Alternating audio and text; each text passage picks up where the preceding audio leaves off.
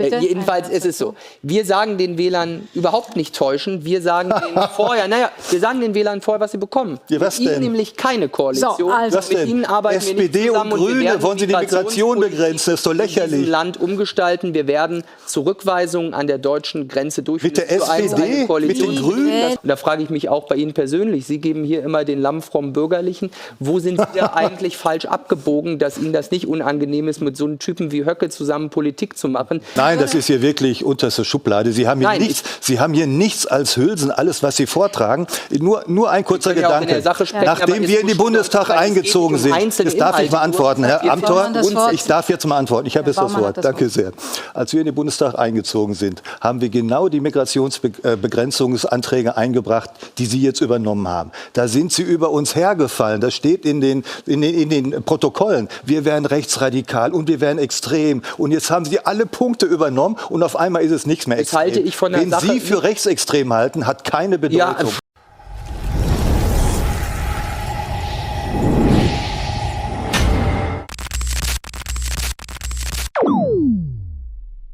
Hey Leute, das müsst ihr euch anschauen. Philipp Amthor, das CDU-Wunderkind, was noch nicht mal einen Beruf gelernt hat, belehrt ausgerechnet Dr. Bernd Baumann.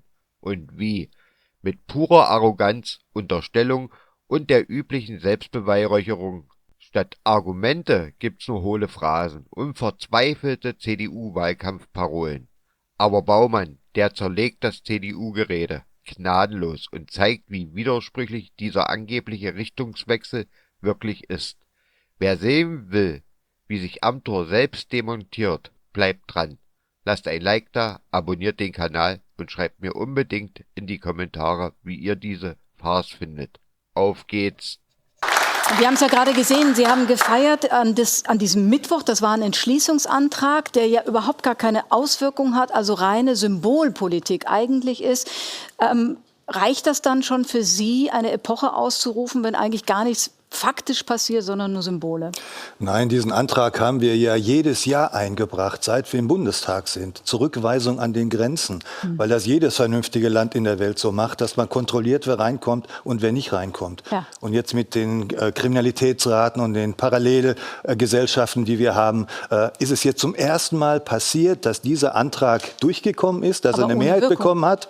Ohne Wirkung. Und damit ist ein wichtiges Symbol. 80% der Deutschen wollen das ja, wollen diesen Wandel. Die AfD steht dafür. Bisher stand nur die AfD dafür. Die Union hat das immer abgelehnt. Und jetzt kurz vor der Wahl hat sie zugestimmt. Und das ist dieser Epochenwandel. Das heißt, das, was die Leute wollen, das bricht jetzt durch in der Politik. Und das macht die AfD. So, Hunderttausende auf den Straßen, die demonstriert haben. Tabubruch, sagen nicht wenige. Friedrich Merz hatte eben sein Wort gegeben im November, dass genau diese Art von Abstimmung nicht kommt. In der Sache ist es dann eben auch noch folgenlos. Das heißt, also man hat zwar das jetzt mal beschlossen, aber es hatte keine Auswirkung. Mit Abstand jetzt, war es das wert? Ja, ich finde, es ist eine Frage auch der Selbstbehauptungskraft der politischen Mitte, dass wir uns nicht von der AfD diktieren lassen, wie wir über unsere eigenen Anträge abstimmen. Es war richtig, dass wir das, was wir in den Deutschen Bundestag eingebracht haben, was zur Diskussion stand mit dem Zustrombegrenzungsgesetz, dass wir das nicht auf einmal für falsch halten, das war ja weil es Freitag. die AfD ich rede jetzt von dem Mittwoch, das war der 5-Punkte-Plan. In der Gesamtdiskussion finde ich es richtig, dass wir nach Aschaffenburg, nach Magdeburg, was für uns schon eine Zäsur war und genau darum geht es. Deswegen will ich auch sagen, diese Jubelbilder der AfD finde ich auch der Situation völlig unangemessen. Denen ging es offensichtlich um die Inszenierung der eigenen Partei. Uns ging es um die Sache. Darum, in der Migrationspolitik, in der Sicherheitspolitik Dinge zu verändern. Und da haben wir das eingebracht, was wir in der Sache für richtig halten. Und danach machen wir Politik im Deutschen Bundestag. Und dass Parteien unterscheidbar in der politischen Mitte für ihre Überzeugung einstehen, ist kein Fehler, sondern das ist eine Gelingensbedingung unserer Demokratie. Wir haben an dieser Stelle viel über die juristischen Fragen geklärt, also bricht das EU-Recht mit der Verfassung. Deswegen würde ich heute gerne einen anderen Schwerpunkt auch noch mal mit Ihnen beiden setzen und ich fange mit Ihnen an. Also es ist Michel Friedmann aus der CDU ausgetreten. Es gibt einen Holocaust-Überlebenden Albrecht Weinberg, der das Bundesverdienstkreuz zurückgegeben hat, und es gibt einen Auschwitz-Überlebenden, den 99-jährigen Leon Weintraub, der gesagt hat, voller Schrecken verfolgen meine Frau und ich ihre derzeitige Politik. Bitte hören Sie nicht auf die Lockrufe der Rechten. Ein Brief, den er geschrieben hat an Friedrich März. Jetzt nochmal die Frage, war es das wert, wenn Sie solche Reaktionen kriegen? Wir haben sehr unterschiedliche Reaktionen. Mehrere tausend Menschen sind in die CDU eingetreten. Viele finden das richtig. Ja. Diese einzelnen Reaktionen, die aus meiner Sicht auch an vielen Stellen dann auf einem Interpretieren unserer Politik, einem Fehlinterpretieren unserer Politik von links-grün basieren. Da hat man versucht, über die Holocaust-Überlebenden reden. Ja, ich will nur sagen, es ist ein Tabubruch, mit den Rechten, diesen Rechten abzustimmen. Wir stimmen mit denen in der Sache nicht ab, sondern wir sind bei unseren Anträgen geblieben. Natürlich berührt mich das auch, ärgere ich mich über solche Reaktionen. In der Sache ist es aber so, dass wir unsere Position zur AfD ja keinen Millimeter geändert haben. Wir machen unsere Politik aus dem Zweck, dass die AfD wieder dahin kommt, wo sie hingehört, nämlich an den politischen Rand. Und das wird nur gelingen, indem wir denen nicht die Abstimmungsmacht darüber geben, was wir im Bundestag einbringen, sondern nur, indem wir die Probleme dieses Landes lösen. Herr Baumann, wenn Sie das hören, Holocaust-Überlebende, ein 99-Jähriger, gibt Ihnen das zu denken, dass die so vehement vor der AfD warnen, dass Sie glauben, Sie müssten das auch mit der Rückgabe des Bundesverdienstkreuzes tun? Die steckt uns alle in den Knochen, das ist überhaupt keine Frage. Aber sozusagen die aktuellen Probleme unserer jüdischen Mitbürger auf den Straßen sind ja gerade die Folge der Massenmigration, die wir nicht eingegrenzt haben. Diese Stimme nicht bezogen? Diese Stimme nicht, aber wir gucken, was heute sozusagen Problemlösungen sind. Ich habe jetzt einfach nur das Argument gebracht, dass er gesagt hat, mit einer Partei wie der AfD darf man nicht zusammengehen und die Verbindung eben gezogen hat zu einer Erfahrung in der Geschichte. Jeder Mensch hat seine Präferenzen, deswegen haben wir freie Wahlen. Ich nehme das sehr ernst, gerade Holocaust-Überlebende, das ist natürlich, hören wir uns das an, ist das wichtig, ist das Teil unserer Geschichte, aber wir müssen die jetzigen Probleme lösen. Und wenn Herr Amthor sagt, er hat jetzt sachgerecht sozusagen, hat das vorgetragen im Bundestag, dann kann ich ja nur sagen, all die Jahre war es ja auch schon sachgerecht. Da haben wir es nur vorgetragen und Sie haben es verhindert. Herr Amthor, Sie haben beispielsweise 2018 namentlich dagegen gestimmt, gegen Zurückweisung an der Grenze. Das heißt, ohne die AfD ändert sich nichts. Nicht für jüdisches Leben, nichts gegen Parallelgesellschaften, nichts an diesen wahnsinnigen Kriminalitätsraten. Sozusagen, wer sozusagen seine Stimme abgeben will und die Probleme lösen will, kann nur die AfD wählen. Wir können gerne dahin gehen. Ich halte einfach nur fest, dass das für Sie ein Nebensatz ist, wenn Holocaust-Überlebende. Ich habe, glaube ich, 3 Sätze dazu gesagt, dass mir das sehr in die Knochen geht, weil die deutsche Geschichte uns allen in die Knochen sitzt. In der Sache, Sie wollten gerade... Ja, es ist natürlich so, wenn jetzt das Plädoyer kommt, nur wenn man die AfD wählt, würde sich in der Sache etwas ändern. Ja, da muss man schon sagen, natürlich würde sich in der Sache für Deutschland etwas ändern, wenn die AfD Verantwortung bekommt, aber zum Schlechten. Das muss uns klar sein. Wir haben bei diesem Thema der Zurückweisung, haben wir unsere Position nicht abhängig gemacht von dem, was Sie dazu vortragen. Das ist unsere Position gewesen. Ja, Sie haben seit Jahren. Sie haben nicht das Urheberrecht auf rechtsstaatliche Politik in Deutschland, ganz im Gegenteil. Aber Sie haben es Damit abgelehnt. sind Sie an vielen Stellen eher auf dem Kriegsfuß. Sie haben und ich es will das noch mal sagen, abgelehnt. wenn Sie so tun, als würde die AfD irgendwie jetzt für einen tollen Wandel für Sicherheit in Deutschland sorgen. Ja, natürlich. Sie würden uns isolieren in der Europäischen Union, Sie würden uns isolieren in der Außenpolitik, Sie würden dazu führen, dass Ihre Politik für einen Abstieg für Deutschland sorgt, und zwar wirtschaftlich und moralisch, und dem treten wir entgegen. Das sind einfach leere Behauptungen, die Sie hier haben. Nein. Das ist die Grundüberzeugung, und ich will das nur mal sagen, wenn es einzelne Überschneidungen in inhaltlichen Punkten gibt, die es offensichtlich gibt in der Migrationspolitik, da sagen wir, wenn Sie Punkten zustimmen, die für richtig halten, ich muss da kurz dann drauf haben eingehen. Sie doch trotzdem in der Grundsubstanz als Partei eine andere Zielrichtung als Was Sie hier unsere vorgetragen haben, hat mit der AfD überhaupt nichts zu tun. Ja, wir wollen die europäische Gemeinschaft nicht abschaffen. Was erzählen Sie denn? Da kommen wir gerne das habe ich doch gar nicht gesagt. Doch, haben Sie gerade, das haben Sie gerade vorgetragen. Isolieren in der Europäischen Überhaupt Union, nicht. Weil glauben Sie nicht mit diesen Reformvorschlägen, die Sie da machen, die sind alle auf unserer Seite. Auf Sie gewartet hat. Der Rest der EU, die sind auf unserer Seite. Osteuropa, Nordeuropa, Westeuropa, Südeuropa, Meloni, Orban, die Skandinavier sind alle auf unserer Seite. Ich sortiere es mal. Bitte. Tatsächlich, Herr Amthor, die AfD hat Schwesterparteien, wenn man so will, im Geiste in anderen europäischen Ländern. Also die erwähnten Meloni in Italien, in den Niederlanden gibt es so eine Partei, in Schweden auch.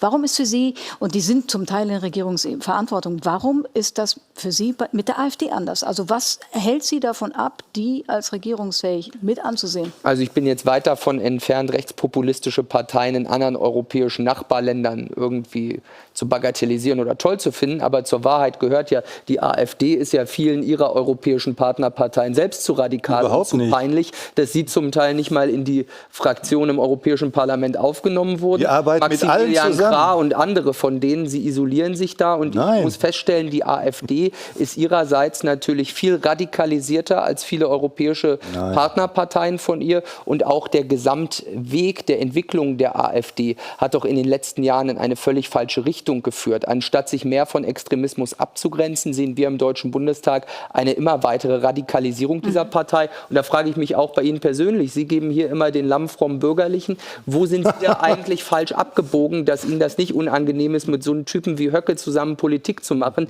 Ich finde, wer in einem KZ, in einer KZ-Gedenkstätte in Deutschland Hausverbot hat, sollte keine Verantwortung in Deutschland übernehmen. Und das ist peinlich. Zwei Argumente, das ist hier wirklich unterste Schublade. Sie haben hier nichts als Hülsen, alles, was Sie vortragen. Nur ein kurzer Gedanke. Nachdem wir in den Bundestag eingezogen sind, das darf ich mal antworten, Herr Amthor, ich darf jetzt mal antworten. Ich habe jetzt das Wort. Danke sehr. Als wir in den Bundestag eingezogen sind, haben wir genau die Migrationsbegrenzungsanträge eingebracht, die Sie jetzt übernommen haben. Da sind Sie über uns hergefallen. Das steht in den Protokollen. Wir wären rechtsradikal und wir wären extrem. Und jetzt haben Sie alle Punkte übernommen und auf einmal ist es nichts mehr extrem. Wen Sie für rechtsextrem halten, hat keine Bedeutung. Ja, das können Sie so sagen, Herr Baumann. Die Wähler halten Sie aber für rechtsextrem. Das ist nur eine hohle Zuschreibung. Darf ich zwei Argumente trotzdem aufgreifen? Bitte. Das eine hat mit den europäischen Parteien zu tun. Das hat Herr Amthor gerade gesagt. Also die AfD wurde letztes Jahr aus der EU-Fraktion ausgeschlossen, wo Viktor Orban drin ist, Marine Le Pen drin ist, Frau Meloni und Herr Wilders und Herr Kickl aus Österreich. Frau Le Pen hat verlangt, dass sie Remigration streichen und nicht in die AfD-Programme aufnehmen. Das haben sie jetzt getan. Frau Meloni hat vor einem Jahr noch gesagt, es scheint mir heute offensichtlich zu sein, dass es unüberwindbare Distanzen zur AfD gibt. Sie sind den anderen zu rechts, das sagen die. Warum haben Sie das jetzt noch forciert, indem Sie dieses Reizwort für die anderen, Remigration, extra noch mal ins Wahlprogramm geschrieben haben? Frau Maischberger, ich darf Ihnen sagen, das ist ein Jahr her. Diese Irritationen sind vorbei. Die Fraktionen haben sich neu aufgestellt und unsere Fraktion arbeitet eng zusammen mit EKR von Meloni. Sie sind nicht Teil dieser Fraktionsgemeinschaft. Wir arbeiten heute eng zusammen. Aber sind Sie Teil der Fraktionsgemeinschaft, ja oder nein? Es geht darum, dass wir gemeinsame Anträge machen. Sind Sie Teil der Fraktion, ja oder nein? Wir haben eine eigene Fraktion, natürlich. Wir sind das größte Land Europas. Wir haben eine eigene Fraktion. Ja. Wir machen gemeinsame Anträge, Frau Maischberger, mit EKR von Meloni, mit Le Pen. Und Herr Orban hat heute Frau Weidel persönlich eingeladen nach Ungarn. Sie sehen, davon ist nichts übrig geblieben. Also Herr Orban hat Sie auch nicht kritisiert, sondern Frau Le Pen und Frau Meloni. Und bisher gibt es dafür kein Dementi. Sie sind nicht Teil der Fraktion, das halten wir fest. Darf ich Ihnen wir haben eine eigene Fraktion, ja. Nicht Teil dieser Fraktion. Das Zweite ist, was erwähnt wurde, Sie sind ja eben für die Fraktion im Bundestag verantwortlich. Da kommen jetzt Menschen vielleicht rein, wie Maximilian Krah. Das war jemand, den Sie versucht haben, nicht auf das Bundestagswahlticket zu bekommen. Und Sie haben Herrn Helfferich da, der ist fraktionslos, der wird wahrscheinlich wieder Teil dieser Fraktion sein, der sich selber mal als das freundliche Gesicht des Nationalsozialismus bezeichnet hat. Wenn es Ihnen wichtig ist, dass Sie da sozusagen einen Unterschied machen, werden diese zwei zum Beispiel Teil Ihrer Fraktion im Bundestag werden? Also Maximilian Krah, da sind Vorwürfe gemacht worden, er hätte irgendwelche Gelder von Russland oder China, das war vor dem Europawahlkampf. Es ging um die nichts davon hat sich bewahrheitet. Was sich jetzt bewahrheitet hat in dieser Woche, da sind zwei CDU-CSU-Abgeordnete, ehemalige, angeklagt worden, weil sie bestechlich waren aus Aserbaidschan. So ja, und Sie sind doch nicht Mitglied der Fraktion, wir ziehen Konsequenzen. Natürlich nicht, das ist der Unterschied. Die waren, als sie das gemacht haben, waren sie Mitglied. Mitglied. Also so viel zu den Vorwürfen zu Krah. Bei Helfferich ist der Herr Helfferich, das wird die Fraktion entscheiden. Der war beim letzten Mal, ist er nicht Mitglied der Fraktion geworden. Wir werden sehen, wie das wird. Da läuft gerade ein Parteischiedsverfahren in Bezug auf Herrn Helfferich. Das ist auch nichts Ungewöhnliches. Das hat die SPD gemacht mit Kanzler Schröder. Das hat die CDU gemacht mit dem Verfassungsschutzpräsidenten Maaßen. Das machen wir jetzt mit Herrn Helfferich. Dann wird das geprüft und dann gucken wir, was rauskommt. So, ich finde das ja alles bemerkenswert. Ich habe den Eindruck, bei der AfD-Parteiführung gibt es irgendwie eimerweise Kreide. Die gibt es dann aber immer nur vor Plenarauftritten. Sie nennen das Kreide. Ich finde, das ist eine bemerkenswerte Doppelgesichtigkeit. Ich sehe das ja auch im Bundestag. Da versuchen Sie es ja dann auch ab und an mit einem staatsmännischeren Ton. Ja, wenn man das mal so sagen darf. Ja, Sie versuchen so aufzutreten, versuchen Sie jetzt auch hier. Ja. Und dann gucke ich mir dann nur die Reden an, die Alice Weidel auf dem Parteitag hält, auf den AfD-Veranstaltungen. Wenn man sich das anguckt, dann bin ich immer froh, dass ich gut gegessen habe. Die sind völlig okay. Das ist eine Form von Radikalisierung, von Doppelgesichtigkeit und Sie können die Leute nicht für dumm verkaufen. Nur eine hohle Zuschreibung, Frage, wie Sie hier auftreten. So, und das entscheidet der Wähler. Ja, natürlich entscheidet der Wähler. Spreche ich auch keinen ab, aber die Wähler müssen wissen, die sind nicht doof. Sind die auch die wissen das schon. Ja, das wissen die. Ich sage Ihnen aber, die Wähler müssen wissen, dass mit der AfD sich in diesem Land nichts verändern wird. Und das liegt daran, weil Sie sich immer weiter radikalisieren. Nee. Mit Ihnen wird niemand koalieren. Eine Stimme für die AfD ist eine verschenkte Stimme. Das müssen die Leute in Deutschland wissen. Was die Leute... vielen Dank. Darf ich zu Inhalten kommen, weil wir tatsächlich auch über Inhalte reden wollten. Vielleicht mal kurz, um zu sehen, wo sind die Parteien eigentlich zusammen und auseinander. Wir versuchen es immer wieder mal. Das sind Fragen, die man theoretisch mit Ja oder Nein beantworten kann und bitte sollte. Sollte TikTok verboten werden? Pauschal nein, reguliert ja. Nein. Freiheit. Ja, für Autokraten immer gerne. Für TikTok. Sollen die großen Kirchen sich aus dem Wahlkampf raushalten? Ja. Kirchen dürfen auch mahnen. Sachlich sollte es sein. Also nein. Das Lieferkettengesetz abschaffen? In der Form ja. Ja. Laufzeiten der Kohlekraftwerke verlängern? Ja. Ja, wenn nötig. Brauchen wir mehr Windräder? Wir müssen sie zumindest nicht abreißen. Das muss der Markt entscheiden.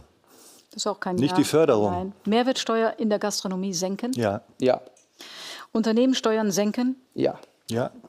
Erbschaftssteuer abschaffen? Ja. Nein. Haben Sie noch D-Mark zu Hause? Nein. Sie? Aus Andenken, ja. Aus Andenken.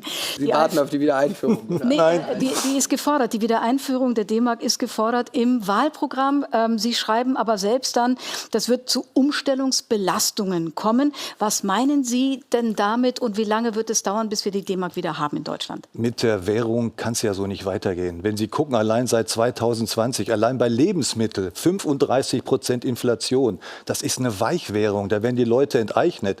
Wer Anwartschaften gespart hat oder Lebensversicherung, das ist eine Enteignung von hunderten Milliarden Verlusten an Wert. Da muss irgendwas passieren. So, und die Umstellungsbelastungen, die Sie haben, was heißt denn das? Da gibt es viele Möglichkeiten. Als wir die D-Mark hatten, konnte sich keiner vorstellen, dass wir plötzlich eine neue Währung einführen. Das sah ganz kompliziert aus, war hinterher ganz einfach. Und so gibt es auch Möglichkeiten. Man könnte Nordeuro machen für die stabilen Länder, für die weniger stabilen Länder Südeuro. Wir können die Währung wieder einführen, D-Mark als Parallelwährung, damit man die Werte aufbewahrt und so. Da gibt es viele Möglichkeiten. Und was sind die Umstellungsbelastungen? Das sind solche Umstellungen. Ja, dass die Leute sich einfach daran gewöhnt haben. Die hatten sich ja jahrzehntelang an die D-Mark gewöhnt und plötzlich Euro muss man umrechnen. Das sind immer Belastungen. Würden Sie dann den Umstellungsbelastungsprozess etwa haben wollen? Das haben wir doch gesehen bei Euro also und bei D-Mark. Wie lange würde es dauern, angenommen, Sie kämen in den Das kommt ja darauf an, was wir machen, was genau die Lösung ist. Eine Parallelwährung, eine völlige Umstellung, Nordeuro und Südeuro. Es gibt viele Möglichkeiten. Die Leute konnten sich vorher auch nicht vorstellen, dass wir mal einen Euro haben und die D-Mark abschaffen. Ja. Wir müssen, das ist eine Weichwährung, die funktioniert so nicht. Da muss was passieren. Und das ist eine Möglichkeit, die wir in den politischen Prozess einbringen. Also wenn ich zynisch wäre, müsste man ja sagen, ist ja fast traurig, dass diese ganzen Volkswirte, die da früher mal waren, aus der AfD austreten. Ich bin promovierter Volkswirt, wenn ich das mal sagen darf, ja, im Gegensatz zu Ihnen. Im Gegensatz zu Ihnen. Ja, ich verstehe was davon. Ja, von Jura verstehen Sie nicht so viel. Aber wir reden jetzt gerade von Währung. Kann ich Ihnen beim Thema Volkswirtschaft sagen, Sie können nicht folgen. Es ist eine absurde Idee. Da können Sie jetzt hier hier versuchen, die Volkswirte in ihrer Mehrzahl in der Wissenschaft in Deutschland irgendwie in eine komische Ecke zu stellen. Ich kenne niemanden seriös, der ihren Währungsplänen von einer Wiedereinführung der D-Mark glaubt, dass das für die Volkswirtschaft in Deutschland eine Möglichkeit ist. Ja, das ist schön, wenn Sie so antreten und irgendwie ein paar Bälle in die Luft werfen. Das wird den Wirtschaftsstandort Deutschland ruinieren. Wir sind eine erfolgreiche Exportnation und mit Ihren Plänen irgendwie zurück in die Vergangenheit und D-Mark wieder einführen. Das ist unseriös. Wir sind stolz auf den europäischen Markt, auf den Euro. Der europäische Markt ist okay. Aber ja, europäischer Markt mit der D-Mark, diese Wunschwelten, die Sie haben, das können Sie sich am grünen Tisch aufschreiben, da werden Sie aber alleine bleiben. Das wird mit Ihnen niemand umsetzen. Die Leute leiden unter dieser Inflation und Sie nehmen das nicht zur Kenntnis. Sie gehen darüber hinweg. Sie haben ja Geld, Herr Amthor. Und da muss grundsätzlich was passieren. Auch offensichtlich. Aber über die Inflation, Herr Baumann, da können wir reden, indem wir volkswirtschaftliches Wachstum in Deutschland auf den Weg bringen. Das haben Sie ja verhindert 16 Jahre lang. Das ist doch Unsinn. Die 16 Jahre, die volkswirtschaftliche Entwicklung der letzten 16 Jahre, die hätten sich viele Menschen zurückgewünscht, das ist ein wenn Punkt die sich angucken, wie die 3 Jahre Habeck sich ausgeht. Also das steht jedenfalls im Wahlprogramm. Mit dem wollen Sie ja koalieren jetzt. Lieber als mit Ihnen, ja. Wer die AfD wählt, kriegt die D-Mark. Eine andere Sache steht nicht mehr drin, das ist uns aufgefallen. Also Herr Höcke hat nochmal 2023 hat er gesagt, diese EU muss sterben. Dann gab es den Entwurf zum Wahlprogramm. Da stand dann, wir halten einen Austritt Deutschlands aus der EU und die Gründung einer neuen europäischen Gemeinschaft für notwendig. Das hat es aber nicht geschafft. Im aktuellen Wahlprogramm ist nicht mehr da vom Austritt die Rede, sondern jetzt heißt es, der Übergang von der EU in den Bund europäischer Nationen soll entschlossen und planvoll erfolgen. Heißt, wer AfD wählt jetzt nicht mehr den Austritt aus der EU. Das steht doch alles fest. Das ist doch, Sie haben es doch vorgelesen. Die EU hat sich entwickelt durch immer neue Verträge. Die hießen mal Maastricht, dann hießen die Lissabon. Hat die EU immer eine neue Richtung eingenommen. Ja. Und wir wollen, dass die EU jetzt eine andere Richtung einnimmt, auch durch neue Verträge. Und zwar ein gesichertes Grenzmanagement draußen. Das schafft sie nicht. Weniger Zentralismus, weniger Bürokratie, weniger linksgrüne Politik, Verbrennerverbot und diese ganzen Unsinnigkeiten. Und natürlich ein gemeinsamer Markt. Natürlich ein freier Wirtschafts- und Warenverkehr. Da wollen wir hin. Wir wollen das so verändern, dass das passiert, was wir sagen. Dass die Verträge so geändert werden, dass die Ziele erreicht werden, die die Mehrheit der Bevölkerung hier will. Heißt, Nennt Sie das neue Austritt ist vom Tisch. Das ist nicht ein Austritt, es ist eine Weiterentwicklung hin zu einer neuen Gemeinschaft europäischer Staaten. Austritt ist vom Tisch. Eine neue Gemeinschaft europäischer Staaten. Staaten. Habe ich den Eindruck, aber eine neue Gemeinschaft europäischer Staaten, eine Weiterentwicklung, jetzt nicht wie Lissabon oder Maastricht, eine neue Richtung. Fakt ist doch, mit Sie dieser sind ja auch Idee, ein Kritiker von vielen Dingen, die in der EU passieren. Also haben Sie leichte Sympathien für das, was ich bin glühender Freund der Europäischen Union, aber gleichzeitig schon auch kritisch gegenüber manchen Entwicklungen, die wir in der EU gesehen haben. Friedrich Merz hat das ja auch deutlich gemacht, dass wir insbesondere in den Entwicklungen, was Regulierung, Bürokratie angeht, auch das Verbrennerverbot, viele Dinge, da sind Fehlentwicklungen, die wir jetzt auffächern müssen, aber doch nicht in dem Glauben, dass man sagt, man könne das alleine national irgendwie regeln und das, was die Idee der AfD ist, sozusagen zurück in sozusagen eine rein nationalstaatliche wollen wir doch gar nicht. Wird dazu führen, Sie werden sich aber isolieren mit Ihrem Programm. Nein. Niemand wird mit Ihnen irgendeine neue Europäische Union bauen und das, was da gebaut wird, da muss man europäischen sagen, Staaten Leute wie Helmut Kohl, die Wegbereiter der europäischen Einigung waren, die würden sich im Grabe umdrehen, wenn jetzt Leute wie die AfD behaupten, sie würden das vertreten, was Helmut Kohl vor 20 Jahren wollte. Das ist doch alles falsch. Auf die EU, auf Deutschland, in jeder Form kommen neue Aufgaben zu. Es gibt heute einen außenpolitischen Aufschlag, kann man so sagen. Donald Trump hat mit Wladimir Putin telefoniert. Er möchte schnellstmögliche Friedensverhandlungen und sein Verteidigungsminister hat den NATO-Kollegen in Brüssel gesagt, dass viel auf Sie jetzt zukommt. Also Verteidigung müsst ihr schon sehr viel selber leisten. Die Ukraine wird nicht von NATO, von US-Truppen geschützt, sondern es müssten ja dann auch europäische Truppen sein. Sind Sie bereit dazu, Herr Amthor, diese Aufgabe dann als Regierungspartei anzunehmen, deutsche Soldaten zum Schutz eines wie auch immer gearteten Waffenstillstands? Ich finde diese Diskussion jetzt verfrüht und auch nicht da, angemessen. Ich finde ja, dass da ist jetzt erstmal diese neue Sachlage des Telefonats von Trump und Putin. Und Herr Hegseth, dann auch der das, genau. Wir müssen dann jetzt erstmal sehen, und da wird die Münchner Sicherheitskonferenz jetzt sicherlich nochmal Klarheit bringen, wie sich die Diskussion entwickelt. Glauben Sie, man kann dieser Frage noch ausweichen? Naja, also was heißt ausweichen? Ja, ich finde aber, Frau Maischberger, erstens ist wichtig, das sollten wir nicht als Deutsche alleine entscheiden. Wir sollten uns innerhalb der Europäischen Union mit unseren wichtigen Partnern abstimmen. Und deswegen hat Friedrich Merz auch gesagt, und das finde ich persönlich auch nachvollziehbar und richtig, dass wir uns insbesondere im Weimarer Dreieck mit Frankreich, mit Polen als wichtigen Partnern und dem Vereinigten Königreich dazu abstimmen. Das ist jetzt erstmal das Wesentliche. Ich halte jetzt nichts davon, aus der tagespolitischen Lage hier jetzt irgendwelche Schnellschüsse zu machen.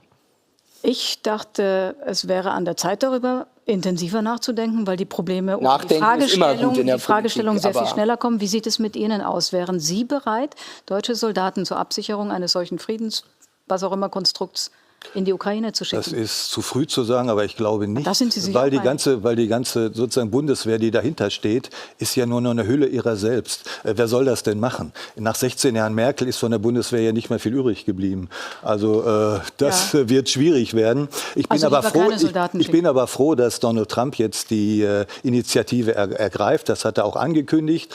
Und ich bin auch froh, dass wir gute Beziehungen haben zu dieser Administration. Sehr gute Beziehungen. Anders als die CDU haben wir gute Beziehungen. Nach Washington wir haben gute Beziehungen nach Washington und nach Moskau, und das sollten wir als gute Politiker auch haben. Gut, wären Sie bereit dafür, dann auch das, was diese Administration Deutschland als Aufgabe auflegt, mehr für die Verteidigung ausgeben und deutsche Soldaten zur Friedenssicherung schicken? Das ist ja Teil dieser neuen europäischen Gemeinschaft, die wir wollen, dass sie in der Lage ist, auch sich selber zu verteidigen. Wir haben so viel Bevölkerung, wir haben so viel Technologie, wir haben so viel Geld, wir müssen in der Lage sein, innerhalb der NATO uns selber zu verteidigen. Das ist Teil dieser neuen EU, dieser neuen Gemeinschaft, die wir wollen. Neben Außengrenzenschutz und allem anderen. Das ist kein Unsinn, das ist genau das, was die Menschen auch draußen wollen, und das ist ein Teil davon. Ein Teil davon. Wir haben nichts gegen Außengrenzenschutz und vor allem auch nicht gegen gemeinsame europäische Verteidigung. Trotzdem darfst du nicht darüber hinwegtäuschen, dass einzelne Übereinstimmungen in der Sache nicht darüber hinweghelfen, dass wir grundlegend in unserem Politikansatz unterschiedliche Wege verfolgen. Und ich muss das sagen, ich glaube, wir sind uns einig und auch klar, dieses linke Chaos, das es jetzt gab die letzten Jahre, das wollen die Leute nicht. Sie wollen einen Politikwechsel, und der wird auch kommen. Wir stehen aber vor der Frage, nein, überhaupt nicht, weil ich grenze mich in voller Klarheit ab. Indem wir sehen müssen, die Leute wollen einen Politikwechsel von der jetzigen Situation. Wir stehen aber an einer Weggabelung schon, ob wir so einen Politikwechsel bekommen mit der Faust in der Tasche, mit irgendwie Schlechtreden, Wut, Zorn, oder ob wir einen Politikwechsel bekommen, der irgendwie konstruktiv ist und sich in unsere Politik einfügt und unsere Werte überzeugt. Das sind aber Unterschiede. Dazu muss ich kurz was sagen dürfen. Ja? Also worauf es jetzt wirklich ankommt. Ich zitiere jetzt mal kurz den Herrn Merz, der versprochen hat, haben Sie sich aus dem Kanzlerduell abgeguckt, passen Sie auf. Herr Merz hat Folgendes gesagt: Ich gebe den Wählern in Deutschland die Garantie, dass es in der Asylpolitik eine wirkliche Wende gibt. Das macht er. Ein Ehrenwort, eine Garantie. Okay. Und dann wird er mit SPD und Grünen koalieren. Eine größere Wählertäuschung hat es in der Geschichte der Republik noch gar nicht gegeben. Das hat nichts mit denen ist nichts zu erreichen. Nein, das ist das Problem dieser Wahl und dieser Republik. Wir täuschen keine Wähler, aber Ihr Sprecher... Schlimmer geht es ja gar nicht. Ja, jedenfalls ist es so. Wir sagen den Wählern überhaupt nicht täuschen. Wir sagen denen vorher, wir sagen den Wählern vorher, was sie bekommen. Ja, was mit ihnen nämlich keine Koalition. So, also. Mit ihnen arbeiten SPD wir nicht und Grüne, wollen Sie die Migration begrenzen? Das ist doch lächerlich. In diesem Land umgestalten. Wir werden Zurückweisungen an der deutschen Grenze durchführen. Mit der SPD? Mit den Grünen? Im Gegensatz zu Ihnen bekommen wir konstruktiv was hin. Und ich verstehe Ihr Betteln, mit Ihnen werden wir aber nicht Sie werden auf uns wieder zurückkommen. Jetzt machen Sie mal mit SPD und Grünen. Die größte Wählertäuschung der Republik. Werden es entscheiden, und dann werden wir am 23. abends und danach schlauer sein. Herzlichen Dank heute, Philipp Amthor. Vielen Dank, Bernd Baumann.